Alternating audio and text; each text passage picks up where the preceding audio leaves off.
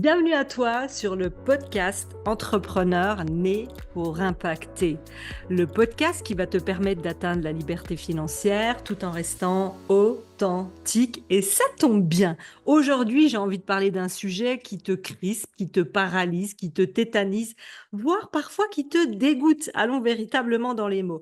Le marketing, l'influence, tu assimiles ça souvent à de la manipulation, à se servir de ses prospects ou de sa communauté. J'ai une excellente nouvelle pour toi. À la fin de ce podcast, je suis quasiment garantie que tu vas voir les choses autrement. J'étais avec des clientes en coaching à l'instant et je leur expliquais combien au quotidien elles manipulent, elles influencent.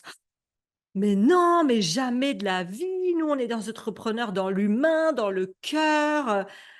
OK, pour celles qui ont des enfants, n'avez-vous jamais persuadé vos enfants, manipulé vos enfants en leur expliquant que si tu te tiens sage chez mamie et papy, tu auras le droit de regarder plus longtemps la télé, de jouer à la console. Si jamais tu ne réclames pas dans les magasins, mais qu'est-ce qu'il va obtenir?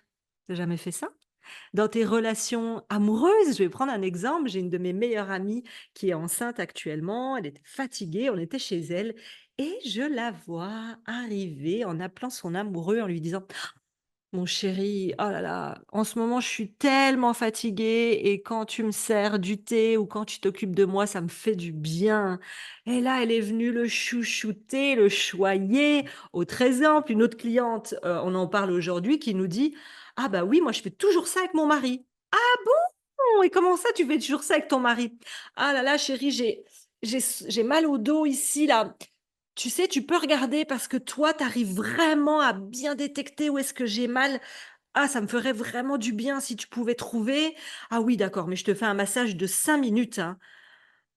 Et à la fin des 5 minutes, quand elle sent qu'il arrive sur la fin, elle se reconnaîtra si elle écoute cet épisode. Elle lui dit: «Ah aïe, aïe, ah j'ai mal de l'autre côté». Alors il continue, puis au bout d'un moment, elle lui dit: «C'est bon, ça va aller?» Ça s'appelle comment? Excusez-moi, on en discute ou pas? Donc ce que j'ai envie de te faire comprendre là, c'est que indirectement, le marketing, mettre en avant certaines choses, même je vais aller très loin, j'adore parler des relations amoureuses. Tu sais que c'est mon deuxième sujet favori après le marketing et le business. C'est quand tu as rencontré quelqu'un, j'imagine que tu lui as pas dit: «Je suis une mauvaise cuisinière, je fais pas de sport, je m'enfile 4 paquets, de chips ketchup», ça c'est moi, à longueur de semaine et X et Y. Je pense que tu as dépeint un tableau un peu plus intéressant. Tu as englobé, enrobé certaines choses qui n'étaient pas super et tu as mis en avant, j'imagine, d'autres points à ton avantage. Ça s'appelle pas de l'influence, de la manipulation? Tout ça, c'est du marketing. Revenons aux choses sérieuses maintenant que je t'ai fait un petit peu rire. En gros, le marketing, c'est quoi? Mets-toi à la place de ton client idéal. Il arrive, il a 3 coachs, 3 formatrices, 3 thérapeutes, peu importe. Face à lui, il se dit: «Voilà, j'ai besoin de résoudre cette problématique, mais je ne sais pas, j'hésite, quel accompagnement est fait pour moi?»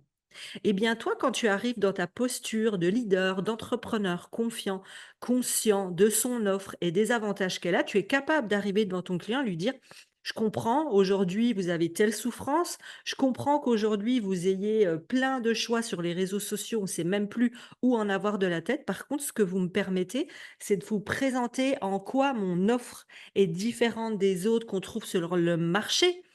On en revient, tu vois, en quoi on est différent? Qu'est-ce qu'elle peut vous apporter de plus? Qu'est-ce qu'elle va résoudre? Et en fait, ça va lui permettre de faire un choix en conscience.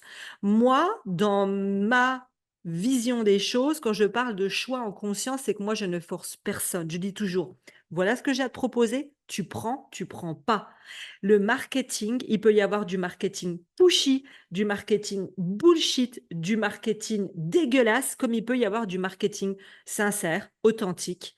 Oui, c'est possible. Tu fais ce que tu veux, c'est toi qui as les rênes de ton empire.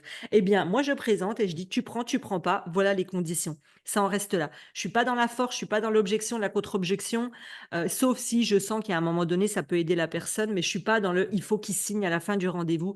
J'ai jamais appris ça à mes clientes et elles vendent aussi bien parce qu'on travaille plutôt sur le facteur humain, le facteur émotionnel. Est-ce que je suis assez à l'écoute de mon client idéal pour savoir ce qui lui correspond? Et tu as aussi la possibilité de dire: Voilà ce que je pense qui vous correspond et pourquoi cette autre offre-là, si tu as plusieurs offres, ne vous correspond pas. En fait, le marketing, c'est mettre en valeur, mettre un paquet cadeau, montrer en quoi c'est un avantage pour ton client de passer par des offres. C'est aussi montrer en quoi tu es différente en termes d'accompagnante, en termes d'offres, en termes d'accompagnement, en termes de modalités, tout. C'est redonner de la clarté à ton prospect pour qu'il devienne client en toute conscience. Est-ce que déjà ça te fait un peu bien de le voir comme ça? Ensuite, tu vas me dire: «Oui, mais moi, quand je vois les notions d'urgence et tout ça, c'est pas vrai». Parce qu'encore une fois, tu es resté avec des œillères. Moi, j'adore enlever les œillères et simplifier parce qu'on pourrait partir beaucoup plus loin dans le marketing, mais j'ai voulu vous donner du simple, du concret, efficace. Tu as compris. C'est une mise en valeur pour aider ton client à faire le bon choix et même si tu n'es pas le bon choix. Au moins, il sera clair sur son envie ou non. Pourquoi on met une notion d'urgence? Une notion d'urgence, c'est soit attention, il y a que 5 places. Là, c'est parce que tu n'as peut-être véritablement que 5 places, parce que au delà de ça, c'est pas possible pour toi d'accompagner. Attention, les portes vont fermer à telle date. Attention. Pourquoi on met une notion d'urgence? Encore une fois, vous le voyez du côté de la pièce négative, on va retourner de la pièce et se dire: quand toi-même, tu t'es retrouvé en train de vouloir acheter un accompagnement, une offre, est-ce que tu as pas flippé? Est-ce que tu as pas eu peur? Est-ce que tu as pas douté? Est-ce que tu t'es pas dit: «Est-ce que je vais être capable? Est-ce que tout ce que j'ai construit jusqu'à maintenant, même si je veux changer les choses, j'y suis prête? Est-ce que je vais pas me décevoir, décevoir les autres? Est-ce que je vais aller au bout?» Est-ce que tu t'es pas posé ce milliard de questions toi-même quand tu as investi dans un accompagnement, on va dire un peu plus haut de gamme? Donc, est-ce que tu peux comprendre que l'humain se retrouve parfois tétanisé, paralysé, perturbé, en doute de devoir mettre en place un changement, opérer un changement?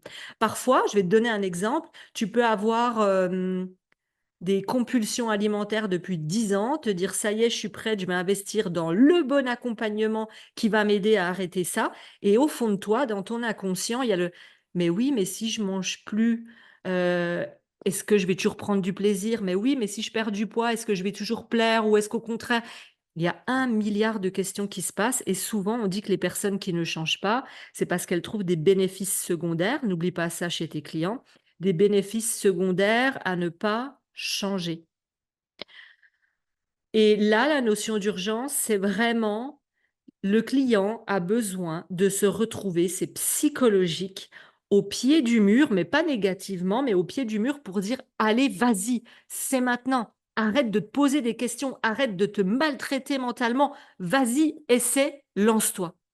Et c'est pour, en réalité, aider ton client à passer à l'action parce que tu le sais, si je te dis: «Tu peux rejoindre quand tu veux mon mastermind», est-ce que tu vas te dire: «C'est aujourd'hui, il faut que je me bouge?» ou si je te dis: «Voilà, il y a que 5 places et je fais les candidatures sur une semaine». Si tu es engagé, si tu es déterminé, si tu es la bonne cliente pour moi, tu te diras: «Aurélie, je veux là, now, je suis prête». Donc, ce que je te propose, c'est de repenser à toutes les fois où toi-même, dans ta vie, encore aujourd'hui, tu manipules positivement pour obtenir des choses.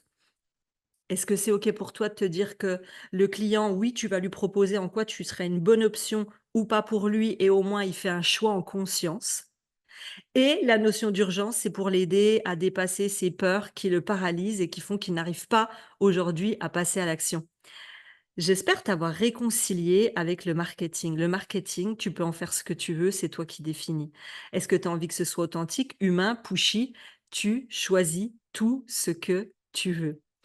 Laisse-moi en commentaire de cet épisode ton avis. Qu'est-ce que tu en as pensé? Est-ce que j'ai réussi à te faire changer d'avis? Comme d'habitude, tu m'aides et tu aides le podcast et le mouvement pour la liberté et l'indépendance financière des femmes en mettant un 5 étoiles et un super commentaire. Merci à toi.